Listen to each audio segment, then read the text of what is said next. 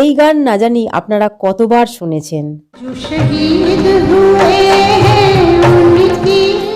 এই গানে সেই শহীদ বীরদের স্মরণ করা হয়েছে যাঁরা ভারত মাতাকে রক্ষা করতে নিজেদের প্রাণ বলিদান দিয়েছিলেন।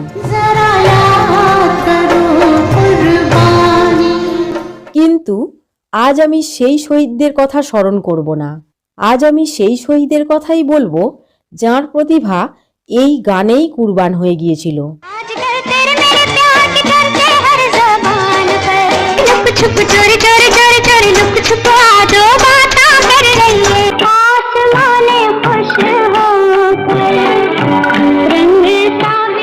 এনার সুরেলা কণ্ঠের আওয়াজ আজও শ্রোতাদের মন্ত্রমুগ্ধ করে রাখে।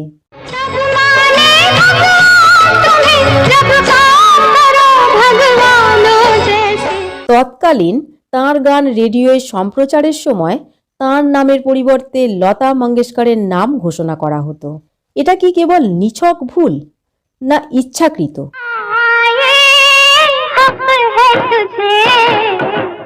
বলিউড সিনেমার নোংরা ষড়যন্ত্রের কবলে পড়ে তিনি হিন্দি সিনেমাকে এই গানের সাথে চির বিদায় জানিয়েছিলেন।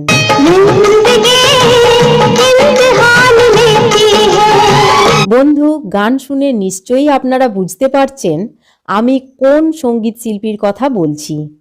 হ্যাঁ, এই সুরেলা কণ্ঠীর নাম হলো শ্রদ্ধেয়া সুমন কল্যাণপুর। এই ভিডিওয় তাঁর কেরিয়ার জীবনের উত্থান পতনের এক মর্মান্তিক কাহিনী তুলে ধরব। এই কাহিনী থেকেই বোঝা যাবে কী কারণে বর্তমান প্রজন্মের কাছে সুমন কল্যাণপুর অজানা একটি নাম। সুমন কল্যাণপুরের জন্ম 1937 সালের 28 জানুয়ারি। জন্মসূত্রে তার পদবি ছিল হেমাদি। হ্যাঁ, সুমন হেমাদি। তাঁর জন্ম পূর্ববঙ্গের ঢাকায় হলেও আদতে তাঁরা কর্ণাটকের একটি গ্রাম হেমাদি অঞ্চলের বাসিন্দা। সুমনজির পিতা শঙ্কর রাও হেমাদি সেন্ট্রাল ব্যাংক অফ ইন্ডিয়ার একজন উচ্চপদস্থ কর্মচারী ছিলেন। 5 বোন ও 1 ভাইয়ের মধ্যে সুমনজি ছিলেন সবচেয়ে বড়। 1943 সালে তাঁর বাবার কার্যসূত্রে হেমাদি পরিবার চলে আসেন তৎকালীন বোম্বে শহরে।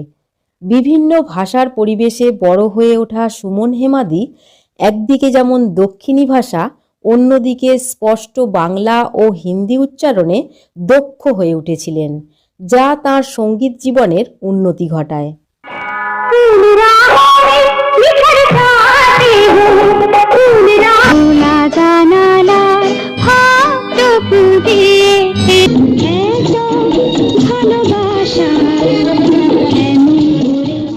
মুম্বাইয়ের বিখ্যাত কলম্বিয়া হাই স্কুলে পড়াশোনার সাথে সাথে চলে তাঁর গানের তালিম। প্রথম দিকে গান ছিল তাঁর নেশা, কিন্তু পরে সঙ্গীতকে পেশা হিসাবে নিয়ে তিনি মুম্বাইতে সঙ্গীতের বিভিন্ন অনুষ্ঠান করতে থাকেন।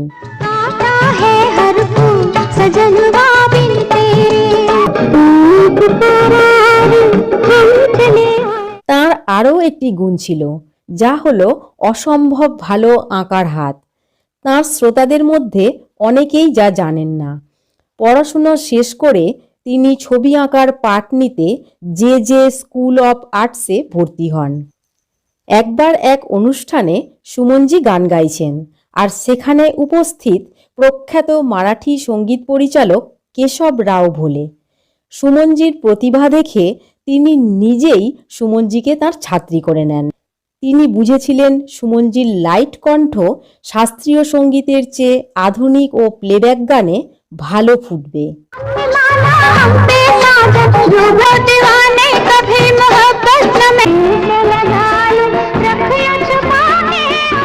সেই দিকেই তিনি সুমনজিকে এগিয়ে নিয়ে যান। পরবর্তীকালে সুমনজি ওস্তাদ খান, আব্দুল রেহমান খানের মতো বড় বড় সঙ্গীতজ্ঞের কাছে তালিম নেন। গুরু কেশব রাও ভোলে মুম্বাইয়ের অল ইন্ডিয়া রেডিওয় সঙ্গীত পরিচালক ছিলেন। সেই সূত্রে তিনি সুমন হেমাদিকে অল ইন্ডিয়া রেডিওয় গান গাওয়ার প্রস্তাব দেন। গুরুর প্রস্তাবে সাড়া দিয়ে সুমনজি 1952 সালে অল ইন্ডিয়া রেডিওয় গান গাওয়া শুরু করেন।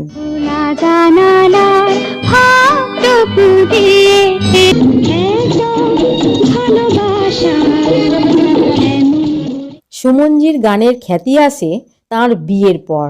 তাঁর বিয়ে হয় মুম্বাইয়ের ব্যবসায়ী রামানন্দ কল্যাণপুরের সঙ্গে। তাই সুমন হেমাদি তাঁর আসল নাম হলেও সুমন কল্যাণপুর নামেই তিনি জনপ্রিয় হন। 1953 সালে রিলিজ হওয়া মারাঠি ছবি শুক্রাচি চাঁদনি মুভিতে প্লেব্যাক সিঙ্গার হিসাবে তিনি প্রথম সুযোগ পান। ওই একই সময়ে চিত্র পরিচালক শেখ মুক্তার হিন্দি ফিল্ম মঙ্গু তৈরি করছিলেন। শুক্রাচি চাঁদনি ছবিতে সুমনজির গানে প্রভাবিত হয়ে তিনি তার মঙ্গু ছবিতে সুমনজিকে 3টি গান গাওয়ার অফার করেন। মঙ্গু ছবিতে মিউজিক কম্পোজার ছিলেন মোহাম্মদ শফি, কিন্তু কোনো এক অজ্ঞাত কারণে মোহাম্মদ শফির পরিবর্তে ওপি নায়ার এই ছবির মিউজিক কম্পোজার হন। ওপি নায়ারজি সুমন কল্যাণপুরের 3টি গানের পরিবর্তে একটি গান রাখেন, তাও আবার লোরি সং।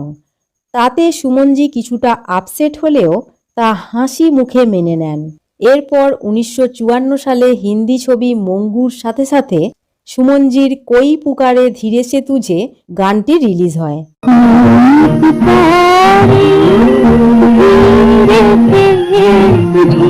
এখান থেকেই সুমন কল্যাণজির হিন্দি ছবিতে গান গাওয়ার যাত্রা শুরু হয়।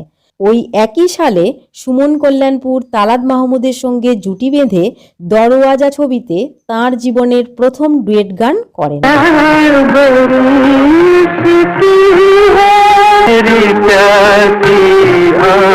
লতা মঙ্গেশকরের সঙ্গে সুমন কল্যাণপুরের কণ্ঠের আওয়াজ বলতে গেলে হুবহু একই রকম ছিল।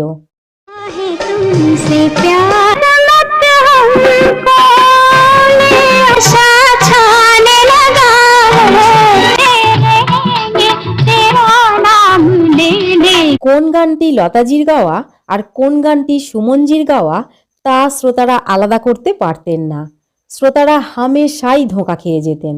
1959 সালে রিলিজ হওয়া চাঁদ মুভিতে সঙ্গীত শিল্পী হেমন্ত মুখোপাধ্যায়ের নির্দেশনায় সুমন কল্যাণপুর ও লতা মঙ্গেশকর একটি ডুয়েট গান গেয়েছিলেন।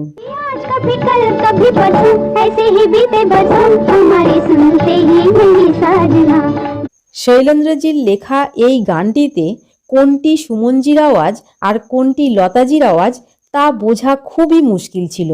দুজনের আওয়াজের মধ্যে এতটা মিল থাকা সত্ত্বেও লতাজি যেরকম সম্মান পেয়েছিলেন, কিন্তু সুমনজি তা পাননি।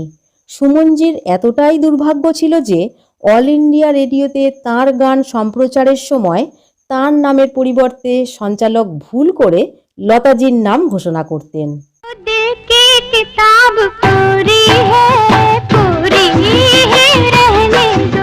সুমনজি কোনো কঠিন গান সহজভাবে এত সুন্দর গেয়ে দিতেন, এতে সঙ্গীত পরিচালকরা তার মধ্যে লতাজিকে খুঁজে পেতেন।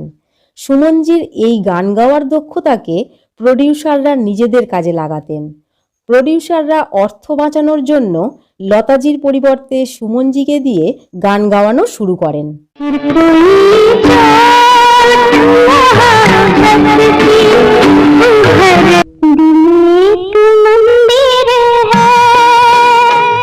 এই সূত্রেই সুমনজি শঙ্কর জয়কিষান, মদন মোহন, নওশাদ আলী, কল্যাণজি আনন্দজির মতো আরও অনেক বড় বড় সঙ্গীত পরিচালকদের সাথে গান গাওয়ার সুযোগ পান। একসময় রফিজির সঙ্গে লতাজির গানের রয়্যালটি নিয়ে মনোমালিন্য হয়। তখন তারা একসঙ্গে গান গাওয়া বন্ধ করে দেন। এই সময় সঙ্গীত পরিচালকরা রফিজির জুটি হিসাবে লতাজির পরিবর্তে সুমনজিকে দিয়ে একের পর এক গান রেকর্ডিং করান। সুমনজি ও রফিজির গাওয়া সব ডুয়েট গানই সুপারহিট হয়েছিল।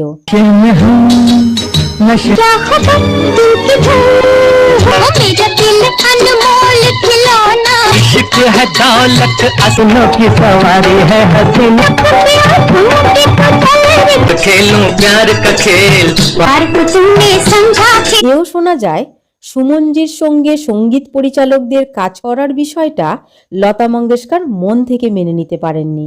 শুধু তাই নয়, লতাজি পরবর্তী সময়ে সেই সব সঙ্গীত পরিচালকদের সঙ্গে কাজ করতে চাননি। এদিকে লতাজি ছিলেন একজন প্রতিষ্ঠিত শিল্পী, তাই তাঁর এই বিরূপ ভাব সঙ্গীত জগতে প্রভাব ফেলতে পারে বলে সঙ্গীত পরিচালকরা আশঙ্কিত হয়ে পড়েন। এখান থেকেই সুমনজির সঙ্গীত জীবনের আকাশে কালো মেঘের সূচনা ঘটে। এরপর সঙ্গীত পরিচালকরা সুমনজিকে দিয়ে গান গাওয়ানো বন্ধ করে দেন। একবার HMV কোম্পানি 4টি ক্যাসেট রিলিজ করেছিল। তাতে সুমন কল্যাণপুরের 7টি গান ছিল। এই ক্যাসেটগুলোর কভার চিত্রে অন্যান্য সকল সঙ্গীত শিল্পীর ছবি ছাপানো হয়েছিল, কিন্তু সুমনজির সর্বাধিক 7টি গান থাকা সত্ত্বেও তাঁর ছবি ছাপানো হয়নি।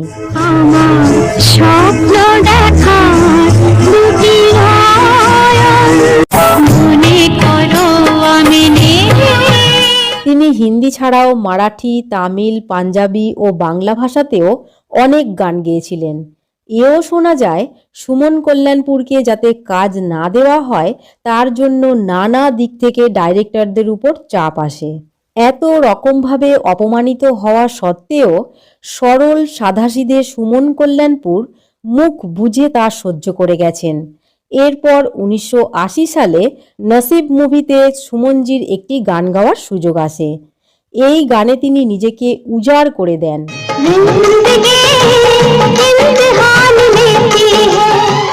এই গানের মধ্য দিয়েই প্লেব্যাক সিঙ্গার হিসাবে সুমনজি হিন্দি মুভিকে চিরবিদায় জানিয়ে দিয়েছিলেন। সুমনজি সঙ্গীত জগতের বিচারক মণ্ডলীর কাছেও অবহেলিত থাকেন। তাই যে সম্মানটা সুমনজির কেরিয়ার জীবনে লাভ করার কথা ছিল তা তিনি জীবনের শেষ প্রান্তে এসে লাভ করেন।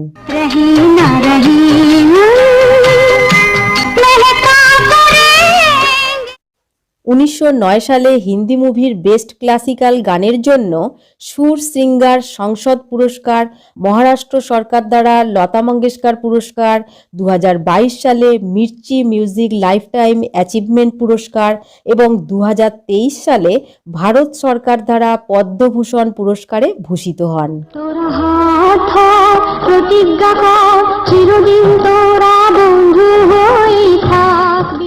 সর্বশেষে আমার এটাই বলতে ইচ্ছা করছে, প্রবাদ প্রতিম মান্নাদের সুরে সুমনজি যেন তার গানের মধ্য দিয়ে প্রকাশ করেছেন, কাঁদে যেন মন আজ কেউ জানে না, কোনখানে ব্যথা আছে কেউ বোঝে না।